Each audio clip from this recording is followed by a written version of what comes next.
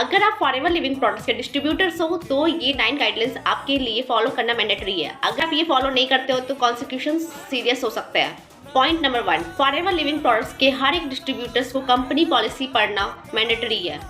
दूसरा point, forever living products company किसी भी पर्सन को फाइनेंशियली सक्सेस का गारंटी नहीं देती है। तीसरा पॉइंट, अगर आप फॉरएवर में आओगे, अर्निंग करोगे तो वो आपके टर्नओवर के बेसिस पे ही आपका जो प्रॉफिट होगा वही आपकी कमीशन होगी, वही आपकी अर्निंग होगी। चौथा पॉइंट, फॉरएवर लिविंग प्रोडक्ट्स में आप किसी भी पर्सन को ज्वाइन करवाते समय फीस चार्ज नहीं कर सकते। जैसे फॉरएवर में ज्वाइन करवाने के लिए आप फॉर्म फिल करवाने का पैसा चार्ज नहीं कर सकते, आईडी रजिस्ट्रेशन के नाम पर या फिर आईडी एक्टिवेशन के नाम पर या फिर केवाईसी के नाम पर आप किसी से पैसे चार्ज नहीं कर सकते। पांचवा पॉइंट, फॉरएवर लिविंग प्रोडक्ट्स कहती है कि अगर आप फॉरएवर के प्रोडक्ट्स को खरीदना चाहते हो तो डायरेक्टली आप कंपनी को पेमेंट करें, ना कि किसी के पर्सनल अकाउंट में पैसे को ट्रांसफर करें।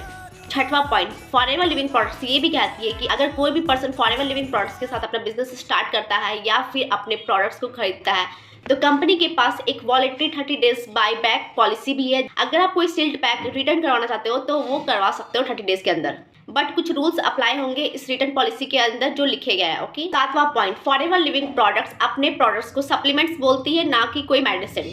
ये सप्लीमेंट्स कोई भी डिजीज को क्योर करने के लिए क्लेम नहीं करती है। आठवां पॉइंट, फॉरएवर लिविंग प्रोडक्ट्स कभी ये नहीं कहती है कि आप फॉरएवर की जो प्रोडक्ट्स है उसको स्टॉक करके आप अपने घर पे रखो।